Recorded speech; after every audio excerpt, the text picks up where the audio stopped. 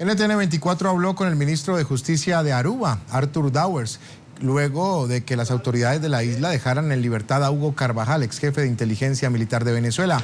Dowers reconoció que hubo una diferencia de conceptos sobre la inmunidad diplomática del militar, quien había sido requerido en extradición por Estados Unidos por presuntamente colaborar con el grupo terrorista de las FARC en Colombia. Sobre el particular dijo que hubo un diálogo entre las autoridades de Aruba, Países Bajos y Venezuela, luego de la cual fue posible la liberación de Carvajal, pero precisó además que durante el entendimiento entre las partes jamás hubo presión por parte de Caracas. El ministro reafirmó a NTN 24 que Carvajal fue declarado persona no grata y no podrá entrar a ningún territorio bajo autoridad de los Países Bajos.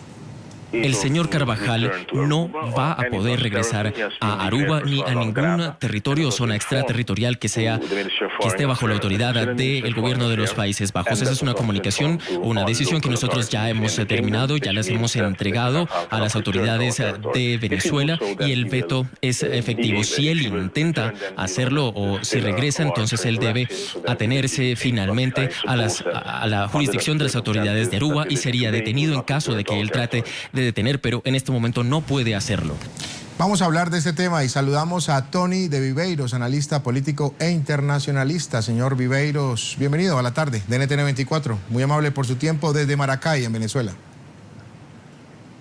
Saludos, Jesús, y también lo hago extensivo a toda tu audiencia en América Latina y el resto del mundo. Bueno, lo primero, hablemos un poco de lo que ha dicho el ministro precisamente aquí, el ministro de Justicia de Aruba. Tuvimos la oportunidad de hablar en el segmento del mediodía, hora de Bogotá, Quito y Lima, con él. Ha dicho, expresó, abro comillas, diferencia de conceptos sobre la inmunidad diplomática del militar, quien había sido requerido en extradición por Estados Unidos. ¿Qué opinión le merece esa calificación de diferencia de conceptos por parte del ministro? A mí eso me parece una excusa para encubrir una negociación de carácter político, porque el hecho de que una persona porte un pasaporte diplomático no le otorga automáticamente la inmunidad. Para que el señor Carvajal tuviera inmunidad, tenía que haber estado ya acreditado como cónsul en Aruba, es decir, él ya tenía que haber recibido el exequatur por parte de las autoridades holandesas, cosa que no ocurrió. Ahora, para usted, ¿sí hubo presión por parte de Caracas, de Venezuela, para que terminara como terminó lo que salió, lo que pasó con el señor Carvajal? Pues por supuesto, y eso se manifestó de manera muy clara y evidente el mismo día viernes, cuando el gobierno venezolano tomó la represalia de cerrar por varias horas los vuelos que salían de cerrar el espacio aéreo sobre las Antillas neerlandesas e impedir los vuelos desde Venezuela hacia esas Antillas y desde las Antillas hacia Venezuela. Y le quiero preguntar por lo que han dicho también los partidos que integran la Mesa de la Unidad Democrática. Específicamente, representantes de Voluntad Popular consideran que con la decisión, como terminó el caso de Carvajal hasta este momento, ha salido fortalecido el narcotráfico y el crimen organizado. ¿Qué piensa al respecto? Pues no puedo sino manifestar mi acuerdo con esa posición. El señor Carvajal estaba solicitado por un delito muy grave que es el delito de narcotráfico. Si nosotros nos atenemos a lo que es la Convención de Viena, porque aquí está el tema de que, bueno, independientemente si el señor tenía inmunidad, suponiendo que el señor tuviese inmunidad, el artículo 41 de la Convención de Viena sobre relaciones consulares establece una excepción en el caso de los funcionarios, es que esa inmunidad no será tomada en cuenta en caso de que el delito, y así lo dice expresamente, sea grave. Entonces aquí lo que se le está enviando es un mensaje a todos los acusados de narcotráfico del mundo, que en caso de que esto, pues por obra y gracia de Dios, o por sus contactos, o porque infiltren cancillerías en cualquier parte del mundo, si estos logran obtener una credencial diplomática, pues esto le va a servir pues como una especie de credencial para la impunidad y para seguir cometiendo sus delitos en cualquier parte del mundo, o para escaparse de la justicia en caso de que sean solicitados. ¿Usted cree que no va a pasar nada más si el tema de Carvajal va a quedar hasta aquí? ¿No va a tener mayor repercusión? ¿Este es el punto final de la historia?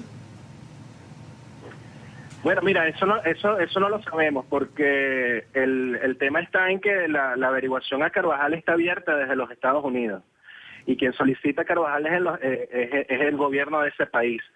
Y recordemos que también desde el Congreso de los Estados Unidos se está impulsando una iniciativa de carácter bipartidista para imponer sanciones a Venezuela por el tema de la corrupción y de la violación a los derechos humanos. El asunto Carvajal quizás podría motivar a estos congresistas norteamericanos a añadir al tema de las violaciones de los derechos humanos y la corrupción el tema del narcotráfico. ¿Cómo queda Nicolás Maduro con todo lo que ha sucedido a raíz del caso Carvajal? ¿Qué opinión cree usted que puede tener el venezolano común y corriente de lo que sucede con el caso Carvajal y la reacción y cómo ha salido Maduro a actuar en este caso? Bueno, fíjate, podríamos hablar de dos tipos de reacciones. Una reacción hacia lo interno del chavismo, que podríamos decir que pudiera ser favorable. En este momento, hacia lo interno del chavismo como movimiento, especialmente dentro del Partido Socialista Unido de Venezuela, se están produciendo una serie de fricciones muy graves en torno que se derivan de los problemas del país y de las medidas que se tienen que tomar. Y se podría resumir básicamente en dos alas. El ala que está actualmente en el gobierno, que no haya cómo hacer para paliar la crisis y para garantizar mayor estabilidad al gobierno, y por otro lado, un ala que pudiéramos decir mucho más ortodoxa y que no está de acuerdo con tomar medidas que ellos calificarían de libre mercado, sino que ellos quieren unas medidas socialistas mucho más ortodoxas y una radicalización mucho más potente del proceso revolucionario. Entonces, hacia lo interno del chavismo podría decirse que sale fortalecido porque puede mostrar una victoria diplomática frente a una potencia extranjera. Frente al resto de la opinión pública, el principal tema sería que, bueno, quedaría muy claro y muy evidente la vinculación del gobierno de Nicolás Maduro con el tema del narcotráfico y que hay un apoyo velado a estos generales que han sido acusados de Estados Unidos por estar vinculados con este delito. Y muchos miran hacia el pasado y miran declaraciones o recuerdan quizás declaraciones del presidente fallecido Hugo Chávez, donde, abro comillas, calificó a Carvajal en algún momento como digno representante del mando de la Dirección de Inteligencia Militar durante varios años. Cuando se mira al pasado y se encuentra en el presente hoy Nicolás Maduro con una frase como esas, con un calificativo de Hugo Chávez, de un Carvajal en el pasado, ¿usted qué piensa? Bueno, es precisamente lo que te digo, eso es un mensaje hacia lo interno del Partido Socialista Interno y al Socialista Unido de Venezuela y hacia lo interno del chavismo para buscar una mayor cohesión de su base de apoyo, cohesión que hoy en día no existe y que está amenazada y que pudiera haber graves fracturas en ella. Muy bien, Tony de Viveiros, analista político e internacionalista, le agradecemos por estar con nosotros desde Maracay, en Venezuela, y haber podido compartir con los televidentes de la tarde todas las apreciaciones sobre el caso Carvajal. Muy amable. Siempre a la orden.